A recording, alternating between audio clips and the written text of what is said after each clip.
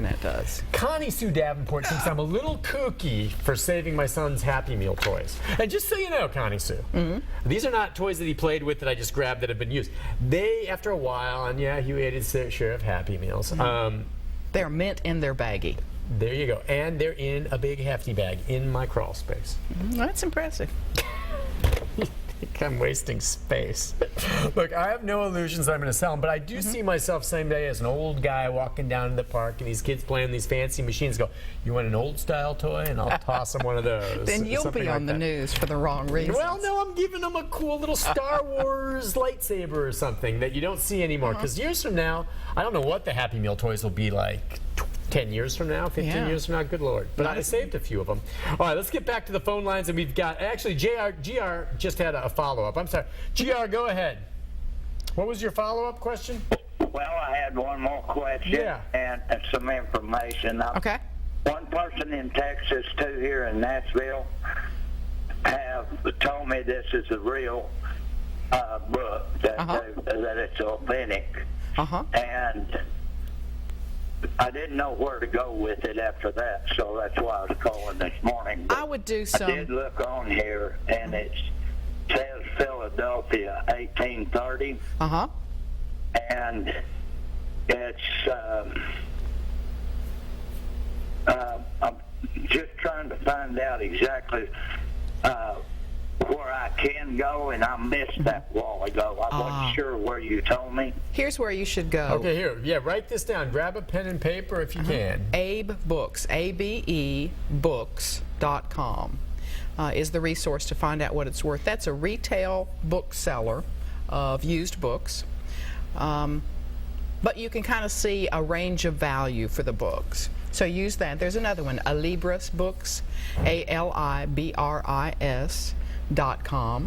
and that's another resource. Once you have an idea of what the book is worth, then I would suggest you go to Leaper's Fork, to the bookseller there.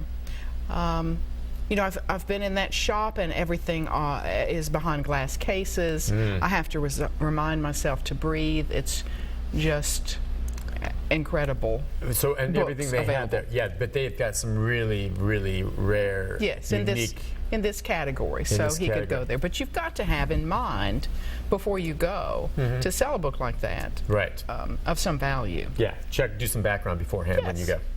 All right, I hope that helps you. We've got some more calls. Let's go to Naomi. Hi, Naomi. Hi, how are you? Good. What's on your mind? My dad is an antique collector, and I just he's always having me look up for some information. Well, Sunday it's a tricycle, but it's a chain-pulled tricycle. It has the chain power on it, and I don't know where to go for information on it. I would look that up, chain-pulled tricycle, on eBay to begin with, and do some investigation to see if you can determine who made the bike. Okay, and that well, will help I you have as pictures of it, but I don't know, where to start looking. You don't know what? Where to start looking? You've got to go to the internet. Okay. You've got to go to the internet. So it's on eBay. And again, if you find the maker of it, you've got a leg up on that research. It'll get you there faster. And realize, too, that in a situation like this, condition is very important. So you might see tricycles that have been fully restored and that are real high value, but until it's restored and until you've spent that time on it, it doesn't bring that money. So you have to factor in the things that are messed up on your bike, dented, missing parts, non-functioning parts and such. Okay, well, my question is, he collects a lot of antique stuff. Is there a website, like one site that I can go to?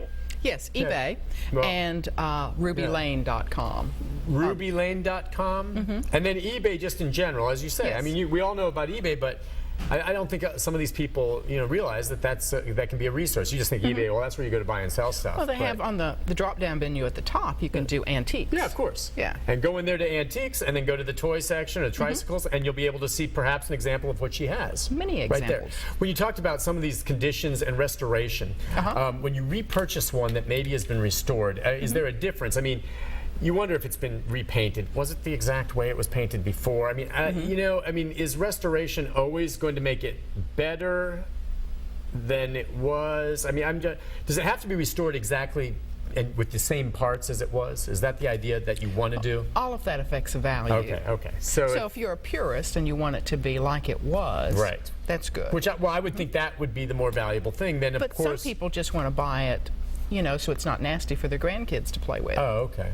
So there's different restorations. Be functional, maybe a better tire or something on there as opposed to the regular hard rubber tires. Safer. Okay. So yeah, some people, it depends on why you're buying it. It does. If you're buying it because you just like to set it up somewhere like me with my pinball machine and look at it, or if it's something you really want to use. Yes.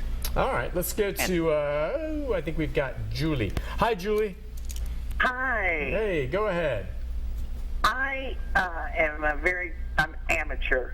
I've acquired a painting. It's an oil painting, very old. If it was glassware, I would say that it has crazing on it. The oil is kind of thick, and I think it's broken in pieces. Okay.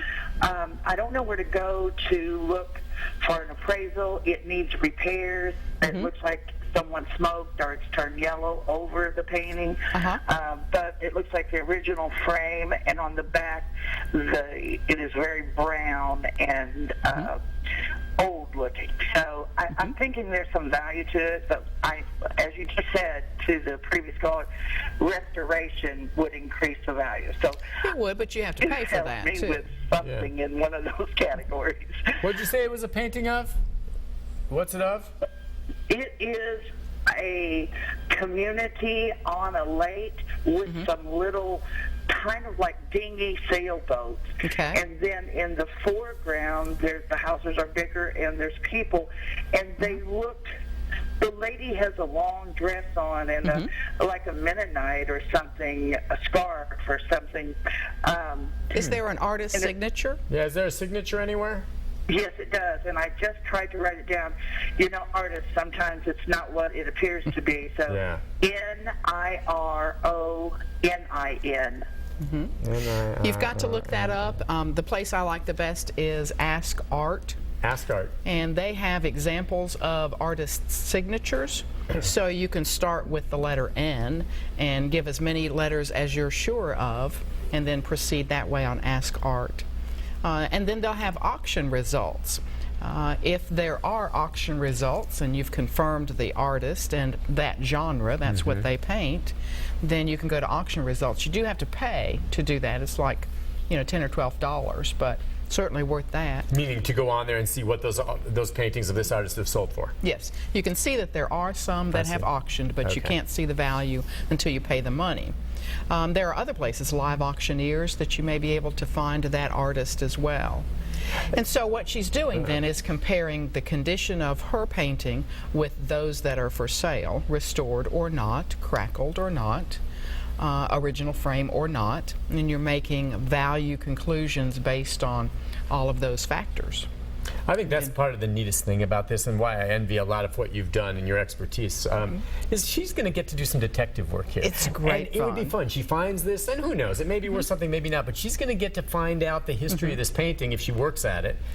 I just think that's fascinating. I envy her now, having this now to go on there and figure it out and see. And you never know. It's almost like treasure hunting. Again, the odds are against it, but who knows? You may find out you've got some famous artist there, that there's some collector in Europe that's the village that he grew up in, and he'll pay you a fortune for it. Who knows? Those are the surprising pieces, mostly as art, that I find. Yeah, I think that's very exciting. Pretty neat. Good advice there. All right, let's see. We'll go real quickly now to Jeff. Go ahead, Jeff. Hey, how you doing? Hey, yeah. Got the original Bozo the Clown. 19, I think, 76. You tell me anything about that? Now, what is it? It's a Bozo the Clown what? Doll? Yes. Okay. Like from Bozo the Clown, the show was in Chicago, wasn't it? I'm not sure. I remember going on the Bozo the Clown show when I lived in Illinois when I was a little kid. Well, that'll be easy to look up on eBay. Yeah. I'd still go to antiques, because unfortunately people think that's an antique, but yeah, he's going to be on there. And condition is going to be the factor. When you say condition, does it mean, ideally it's still in the package, or if it's out of the package but it's obviously pristine, but you want as close to the package as you can get. The closer the better. You're making those little decisions. Is his ear gone? Is that torn? What's the condition of this one anyway, Jeff?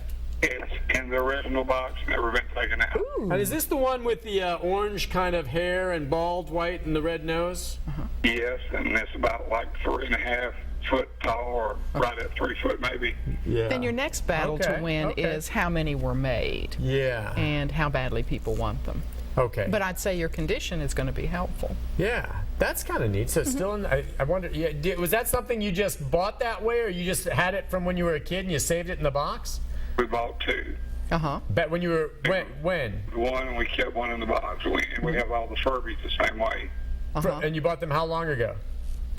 The Furbies, whenever they came out, this thing here is close to 40 years old, the both of them things. How about that? You know what I wish I did? What? I had a pair, and I wish I had bought 2, and bought one that I was going to wear of my original Air Jordans. Oh, I bet you did. If I had just saved a pair, I'm going to buy another pair of those, but back then I could barely afford one pair. Right. Those things, the real Air Jordans. The real. In pristine, are worth a fortune. They are. And probably selling well this week. Yeah, yes, that's right, with all the basketball. The trick now to thinking to the future is trying to guess what's going to be in demand 30 years from now.